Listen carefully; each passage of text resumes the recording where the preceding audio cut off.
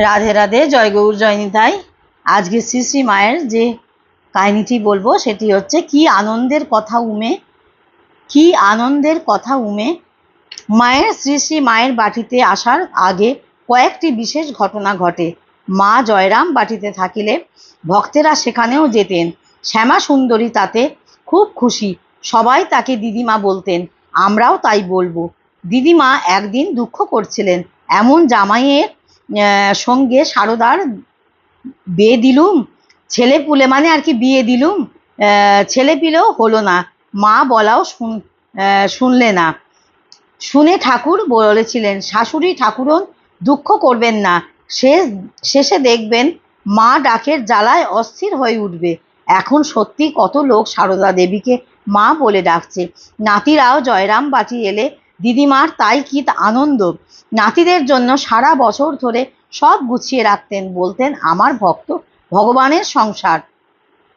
1891 খ্রিস্টাব্দে জগদ্ধাত্রী পুজোয় স্বামী শারদানন্দ প্রভৃতি অনেকে জয়রাম বাটি এসেছেন।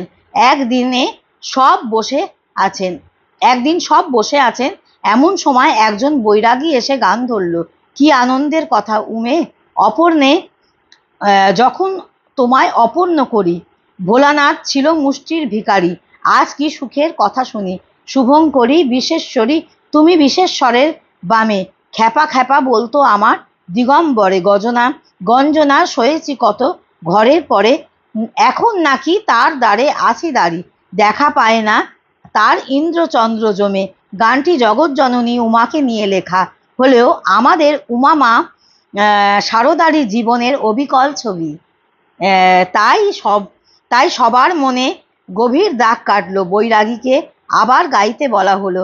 শেষে দিদিমা বললেন, হ্যাঁ গো, তখন জামাইকে সবাই খ্যাপা বলতো, সারদার অদৃষ্টকে ধিক্কার দিত, আমায় কত কথা শোনাতো, মনের দুঃখে মরে যেতাম। আর আজ দেখো কত বড় ঘরের ছেলেরা দেবী জ্ঞানে সারদার পা পুজো করছে। এরপরে যে ছন্দে ভরা মায়ের কথাটি আছে সেটি তোমাদের বলছি। গান শুনে শ্যামা বললেন, জামাইকে মোর সবাই বলতো তখন খ্যাপা, দুঃখে মরে যেতাম, তাই বড় ঘরের ছেলেরা সব কত দেখো এখন দেবী জ্ঞানে পুজিছে আমায়, সারু মায়ের চরণ। আজ এই পর্যন্ত বন্ধুরা, তোমরা সঙ্গে থাকো, সাথে থাকো, শুনতে থাকো। আর কিছু একটা কমেন্ট করো, ভালো লাগবে। ততক্ষণ রাধে রাধে, জয় গৌর জয় নিতাই।